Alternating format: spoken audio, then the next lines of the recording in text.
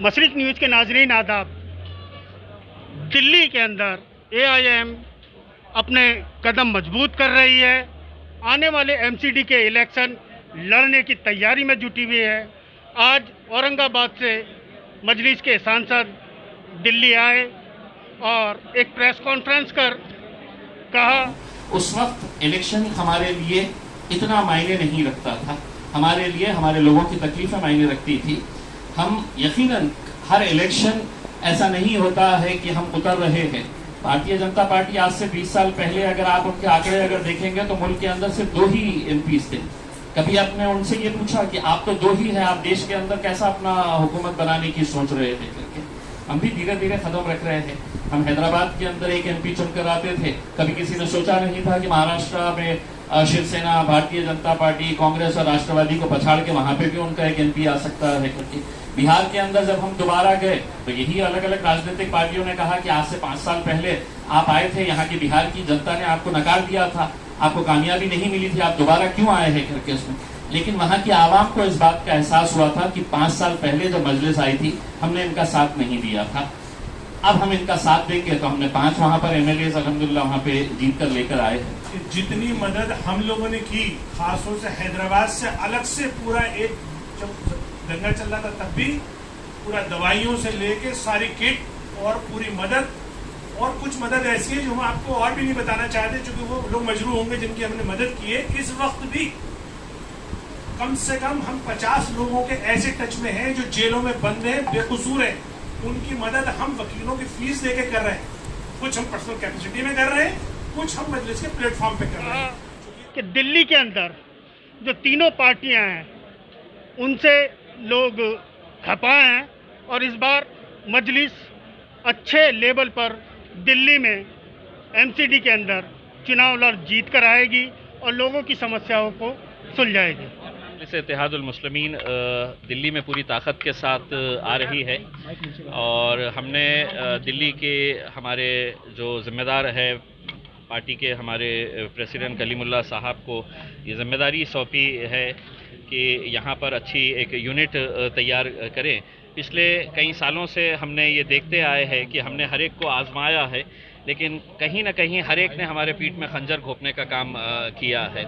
तो ऐसे हालात के अंदर अब लोगों की ये ख्वाहिश है, लोगों की ये मांग है कि मजलिस इत्तेहादुल मुस्लिमीन ने अब इस मुल्क की राजधानी दिल्ली के अंदर भी आना चाहिए और लोगों की मोहब्बत, लोगों का जोश देखकर यकीनन हमने फ़ैसला किया है कि हम पूरी ताकत के साथ जिस तरह हम धीरे धीरे अपने कदम बढ़ाते हुए जा रहे हैं और सिर्फ इलेक्शन लड़ नहीं रहे हैं बल्कि इलेक्शन जीत भी रहे हैं।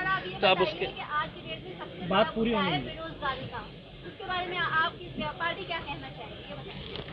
ये देखिए, ये बिल्कुल सही बात है कि कोरोना के पीरियड के अंदर पिछले 1.5-2 साल के अंदर जो बेरोज़गारी के आंकड़े इतने हैरान करने वाले हैं और ऐसे हालात के अंदर अगर हुकूमतें अगर ये समझ रही है कि एक तरफ जानती है कि इतने सारी बेरोज़गारी बढ़ रही है और दूसरी तरफ जो महंगाई बढ़ रही है, तो कहीं ना कहीं लोगों को मारने का काम किया जा रहा है। पहले कोरोना से बहुत सारे लोग मरे हैं, अब राज्य सरकार हो या केंद्र सरकार हो, वो अपने तौर के ऊपर जितने ज़्यादा लोगों को ख़त्म कर सकते हैं वो ख़त्म करने का काम कर रहे हैं। हमने सुना था एक नारा कि मोदी है तो मुमकिन है, तो बिल्कुल मुमकिन है। 100 रुपये किसी ने सोचा नहीं था कि पेट्रोल हो जाएगा करके, डीजल 100 रुपये हो जाएगा करके किसी ने सोचा नहीं था। ये जानते हुए कि एक तरफ बेरोज़गारी की मांग लोगों को झेलनी पड़ रही है और दूसरी तरफ ये महंगाई की मांग, तो कहीं ना कहीं इसके ऊपर एक बहुत बड़ा आंदोलन छेड़ने की ज़रूरत है। ऐसा नहीं है कि सत्ता में बैठे हुए लोग या उनके भक्त जो है वो उससे परेशान नहीं है, लेकिन बोलते नहीं है। बोलने के लिए सिर्फ हम ही लोग हैं, तो सारी चीज़ों का हमको ही। अभी एक ताज़ा मुद्दा दिल्ली से जुड़ा है क्योंकि आप अभी हाल ही में दिल्ली आए और पैर जमा रहे हैं, यहाँ इलेक्शन भी लड़ना चाह रहे हैं, तो मुसलमानों की भी बात की, अल्पसंख्यकों की। मुद्दा अभी उमर गौतम और जहांगीर की गिरफ्तारी का है। ATS ने, यूपी ने उन्हें गिरफ्तार किया और तमाम जो इल्ज़ामात लगाए और अब NSA लगाने की भी बात की जा रही है। तो किस तरह से पार्टी का स्टैंड है उनके साथ और ख़ास तौर से अब जब आपकी दिल्ली की जो पूरी टीम है वो किस तरह से खड़ी नज़र आएगी? देखिए, सिर्फ दिल्ली की टीम की बात नहीं कर रहे हैं, हम पूरी पार्टी जो है इस इंसिडेंट की हम कड़े शब्दों के अंदर निंदा करते हैं और इस बात की निंदा करते हैं, इस बात की हम कंडेम करते हैं कि किस तरह से आज एजेंसीज का इस्तेमाल करके एक कम्युनिटी को टारगेट किया जा रहा है।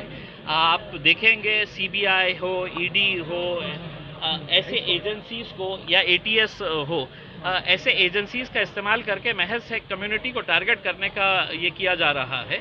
हम इन लोगों का हौसला इस नज़रिए से बुलंद करना चाहते हैं, उनको ये कहना चाहते हैं, आपके साथ कोई खड़े हो ना हो, मजलिस आपके साथ हमेशा पूरी ताकत के साथ खड़े रहेगी।